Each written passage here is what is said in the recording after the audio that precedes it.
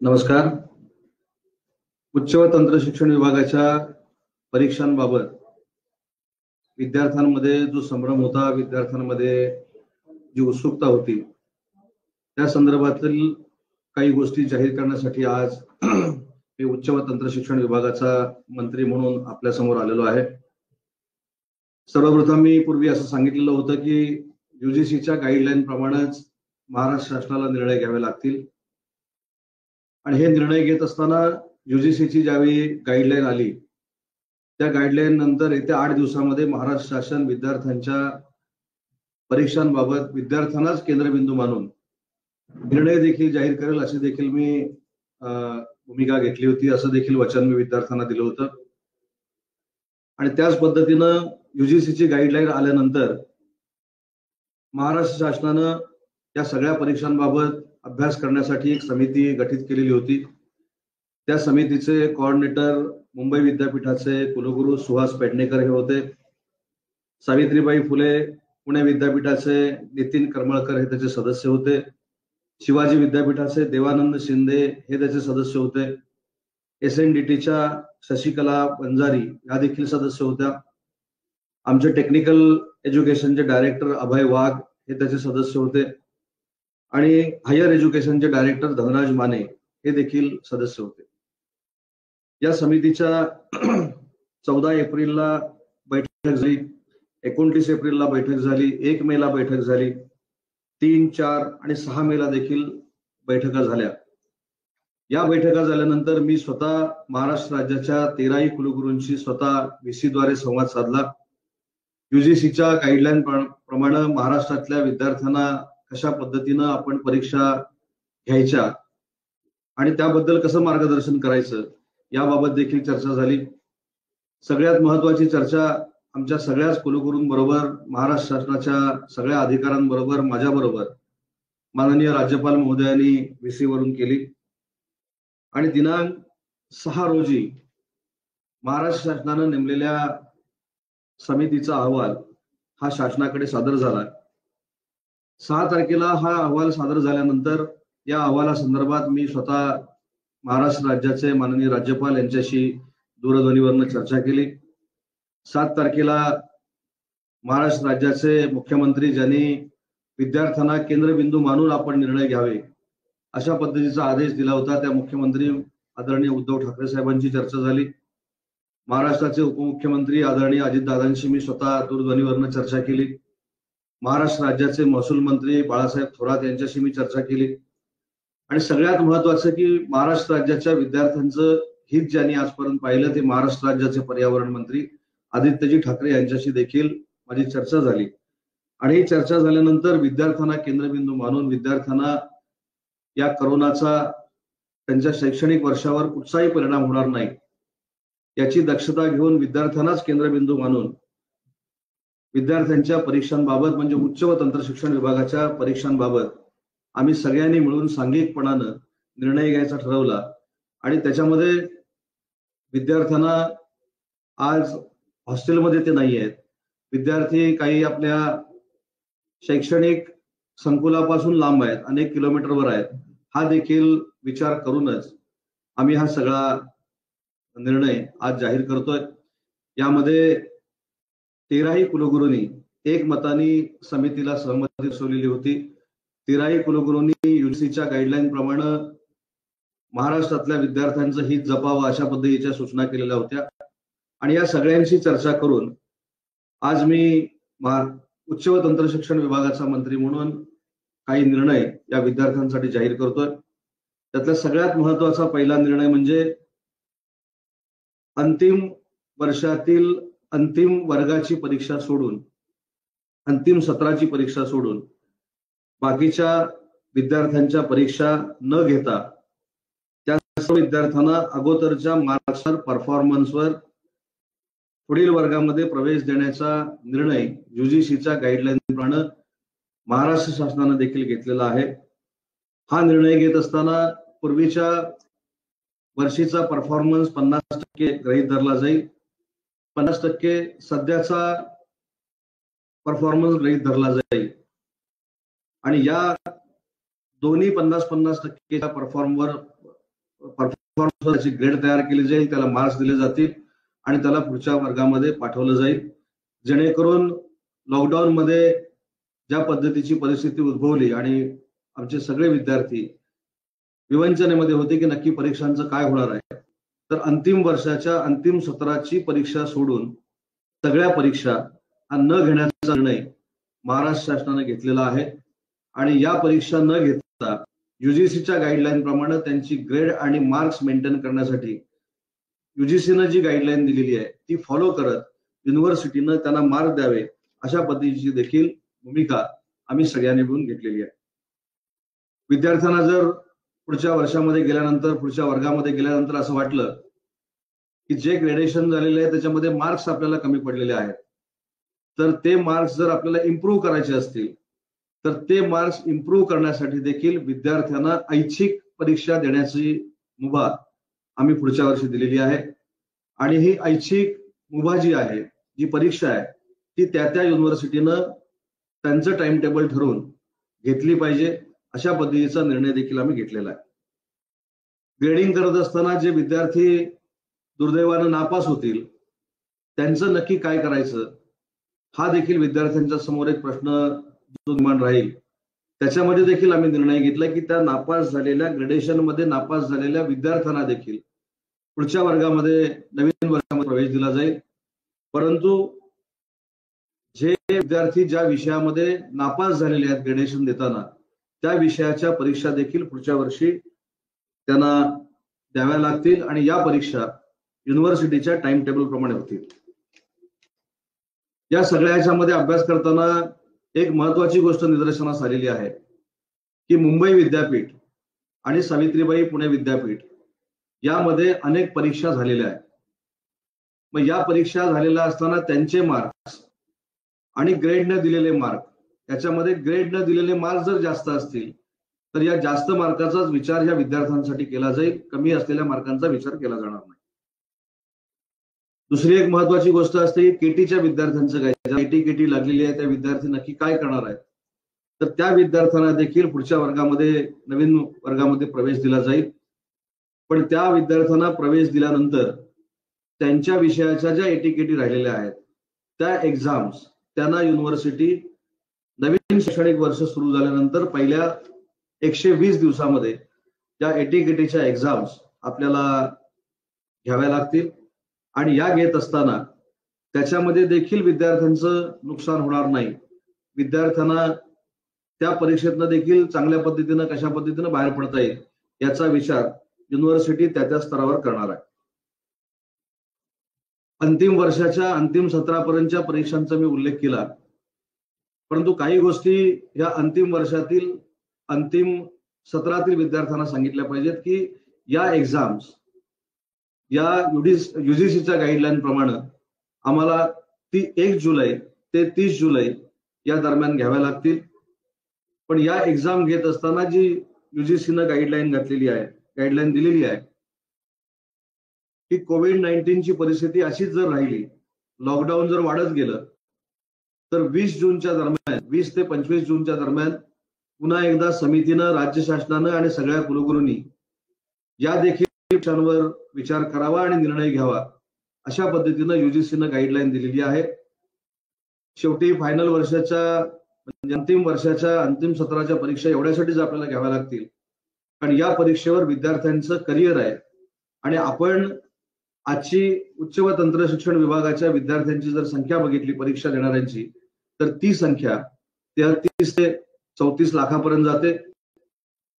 अंतिम वर्षातील अंतिम सत्राच्या अगोदरच्या परीक्षा होणार नाहीये त्या विद्यार्थ्यांची संख्या जवळजवळ 24 ते 25 लाख एवढी जाते. आणि अंतिम सत्राची परीक्षा देणारे जे विद्यार्थी आहेत त्यांची संख्या ही जवळजवळ 8 ते 9 लाख एवढी जाते.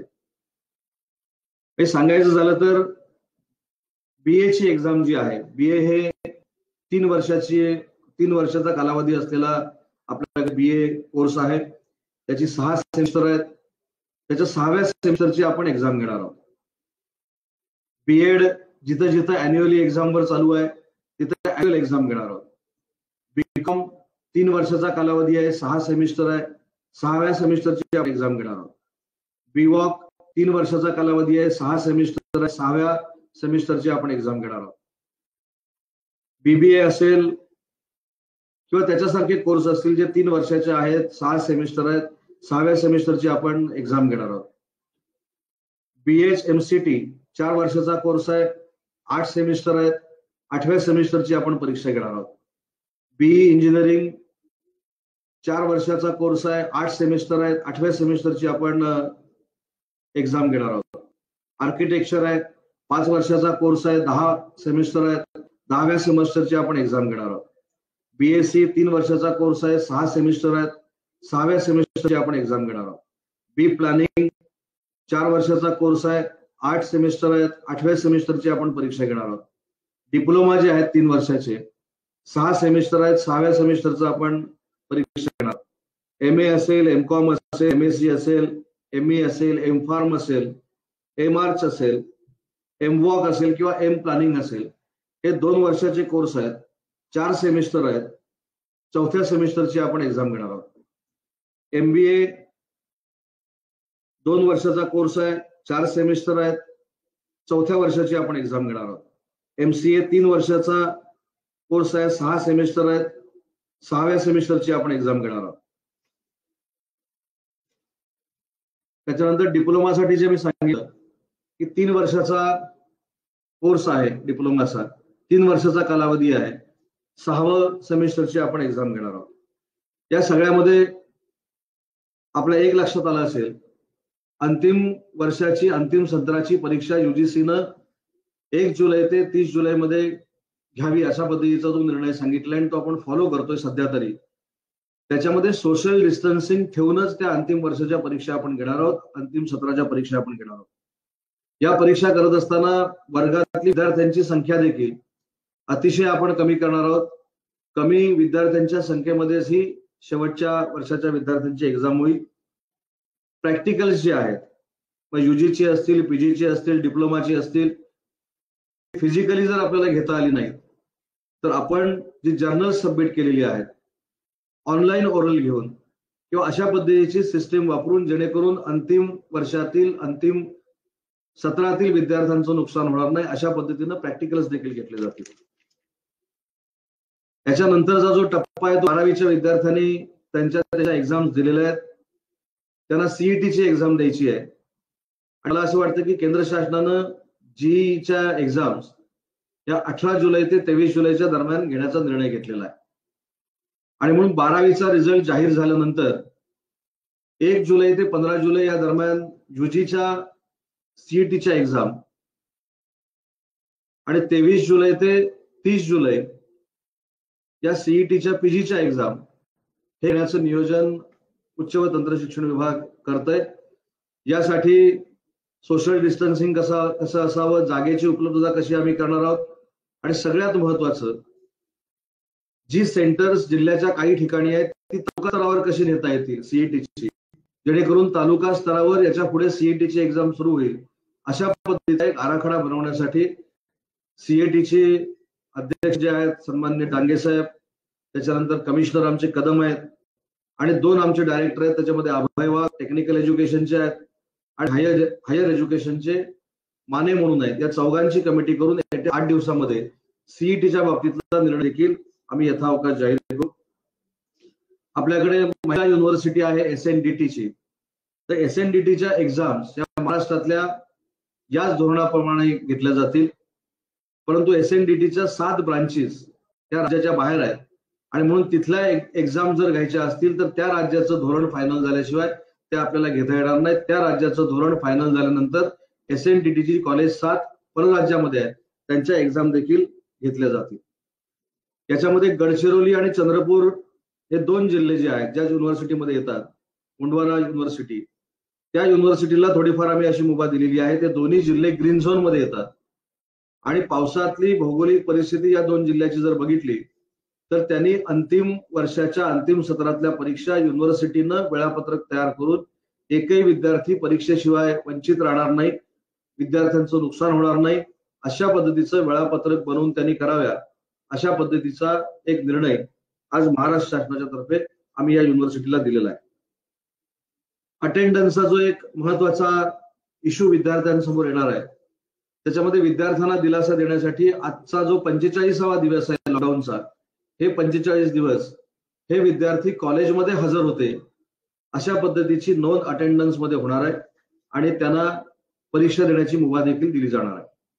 आता काही विद्यापीठांना आम्ही विनंती केलेली आहे, आम्ही सांगितलेलं आहे की ज्या विद्यार्थ्यांचा अटेंडन्स हे 45 दिवस ऍड करून देखील भरला जाणार नाही, तर अशा विद्यार्थ्यांचा देखील परीक्षा देत असताना युनिव्हर्सिटीने सहानुभूतीपूर्वक विचार केला पाहिजे, अशा पद्धतीच्या सूचना खात्यामार्फत या युनिव्हर्सिटीच्या सगळ्या कुलगुरू महोदयांना देण्यात आलेल्या आहेत.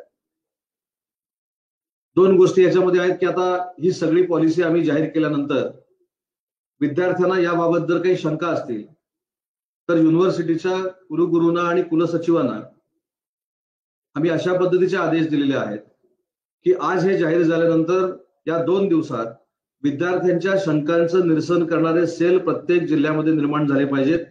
विद्यार्थ्यांना या फॉर्मॅटबद्दल जर काही शंका असेल तर त्यांना हे किती सोयीस्कर आणि सोपं फॉर्मॅट आहे हे युनिव्हर्सिटी मार्फत त्यांना समजून दिलं पाहिजे.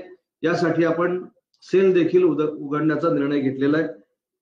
आणि या लॉकडाऊनमुळे या 45 दिवसामध्ये विद्यार्थ्यांची झालेली मानसिकता असेल, त्यांच्या पालकांची झालेली मानसिकता असेल, त्यांच्या परीक्षांकडे बघण्याचा बदललेला दृष्टिकोन असेल, अंतिम वर्षातील अंतिम सत्रातील परीक्षा घेणारे विद्यार्थी असतील, यांना जर काही अडचणी असतील तर या विद्यार्थ्यांचं काउन्सिलिंग करण्यासाठी, पालकांचं काउन्सिलिंग करण्यासाठी युनिव्हर्सिटीनं जिल्ह्याच्या मोठ्या एका कॉलेजमध्ये काउन्सिलिंग सेंटर सुरू करावं. मग ते ऑनलाईन असावं, फिजिकली विद्यार्थी आले तरी त्यांना मार्गदर्शन करणारं असावं. हे देखील काउन्सिलिंग सेंटर हे लवकरात लवकर सुरू करावं, अशा पद्धतीच्या सूचना या खात्यामार्फत आम्ही दिलेल्या आहेत. ज्या युनिव्हर्सिटीना ऑटोनॉमी आहे, स्वायत्तता आहे, त्या स्वायत्तता असलेल्या युनिव्हर्सिटीने देखील याच परीक्षांचा फॉर्मॅट फॉलो केला पाहिजे. त्यांच्याकडे फायनल इयरच्या सत्राच्या ज्या एक्झाम्स असतील त्या घेताना सुद्धा शासनाशी चर्चा करूनच त्यांनी घेतल्या पाहिजे, जेणेकरून विद्यार्थी कुठच्याही परीक्षेपासून वंचित राहणार नाही, विद्यार्थ्याचं शैक्षणिक नुकसान होणार नाही. त्यांना युनिव्हर्सिटीचा जरी आमचा नियम लागू नसला तरी देखील ते स्वायत्त असल्यामुळे त्यांच्या एक्झाम देखील याच पॅटर्न मध्ये झाल्या पाहिजेत असं युजीसीनं म्हटलेलं आहे. आणि म्हणून त्यांनी देखील लवकरात लवकर या फॉर्मॅटमध्ये त्यांचं वेळापत्रक तयार करावं, विद्यार्थ्यांची चर्चा करावी, प्राध्यापकांची चर्चा करावी आणि ज्या ऑटोनॉमी असलेल्या युनिव्हर्सिटीज आहेत त्यांनी देखील लवकरात लवकर विद्यार्थ्यांच्या बाबतीतला ग्रेडिंग करण्याचा निर्णय आणि अंतिम वर्षातील अंतिम सत्राच्या एक्झामचा निर्णय हा देखील घेणं अपेक्षित आहे. उन्हाळी सुट्टीच्या बाबतीतला जो निर्णय एक महत्वाचा विद्यार्थ्यांच्या डोक्यामध्ये आहे आणि प्राध्यापकांच्या किंवा आमच्या शिक्षकेतर कर्मचाऱ्यांच्या डोक्यामध्ये आहे, तर उन्हाळी सुट्टीबाबत कुठच्याही परिस्थितीमध्ये निर्णय जे घ्यायचे आहेत ते तिथल्या युनिव्हर्सिटीनं घ्यायचे आहेत. ते युनिव्हर्सिटीनं निर्णय घेत असताना ज्या पद्धतीनं युजीसीनं आपल्याला सांगितलेलं आहे की विद्यार्थ्यांचं जसं आपण हित बघतोय तसं प्राध्यापक असतील, शिक्षकेतर कर्मचारी असतील, यांना देखील कुठचा त्रास होता कामा नये हा दृष्टिकोन डोळ्यासमोर ठेवून उन्हाळी सुट्टी देखील जाहीर करण्याचे अधिकार हे युनिव्हर्सिटीना दिलेले आहेत. अंतिम सत्रातील परीक्षा ज्या आहेत ज्याच्यामध्ये विद्यार्थ्यांना असं वाटू शकतं की हा एक्झाम का रद्द केलेला नाही, तर त्या विद्यार्थ्यांना देखील महाराष्ट्र शासनाच्या वतीनं एक गोष्ट प्रामाणिकपणानं मला सांगायची आहे की शेवटच्या वर्षाच्या एक्झाम तातडीनं रद्द करणं हे युजीसीच्या गाईडलाईन मध्ये नसल्यामुळं युजीसीनं जी गाईडलाईन दिलेली आहे ती गाईडलाईन फॉलो करत असताना अंतिम वर्षाच्या अंतिम सत्रातील परीक्षा या कदाचित 3 तासाच्या परीक्षा आम्हाला 2 तासावर घ्याव्या लागतील. कदाचित 100 मार्काचे पेपर आम्हाला 50 मार्क करून गुणिले 2 करून विद्यार्थ्यांना ग्रेड द्यावी लागेल. पण विद्यार्थ्यांचं अंतिम वर्ष विद्यार्थ्यांचं देखील कुठचंही नुकसान होणार नाही, त्यांना कुठच्याही संकटाला सामोरं जावं लागणार नाही. त्यांना भविष्यामध्ये लॉकडाऊन जर सुरू राहिला, कोरोनाचा प्रभाव दुर्दैवानं असाच राहिला, तर त्यांच्या बाबतीत देखील महाराष्ट्र शासन नक्की चांगल्या पद्धतीचा निर्णय घेईल. परंतु 8 दिवसापूर्वी जी युजीसी गाईडलाईन आली त्यामध्ये स्पष्ट पद्धतीनं प्रत्येक राज्याला युजीसीनं असं सांगितलेलं आहे की आपल्याला नवीन वर्षाचं सत्र म्हणजे शैक्षणिक कॅलेंडर जे आपलं आहे ते कुठच्याही परिस्थितीत 1 सप्टेंबर पासून सुरू करायचा असल्यामुळे युजीच्या सीईटीच्या एक्झाम त्याचा रिझल्ट 15 ऑगस्ट पर्यंत लागणं अपेक्षित आहे. तसं आपल्या एक्झाम ज्या होतील त्यांचा देखील रिझल्ट 15 ऑगस्ट पर्यंत लागणं अपेक्षित आहे. तर हे शेड्यूल आज आम्ही तयार केलेलं आहे अंतिम वर्षातील अंतिम सत्रातील विद्यार्थ्यांसाठी. त्या विद्यार्थ्यांना देखील मला एक विनंती करायची आहे की आपण फायनल इयरचे स्टुडंट आहात.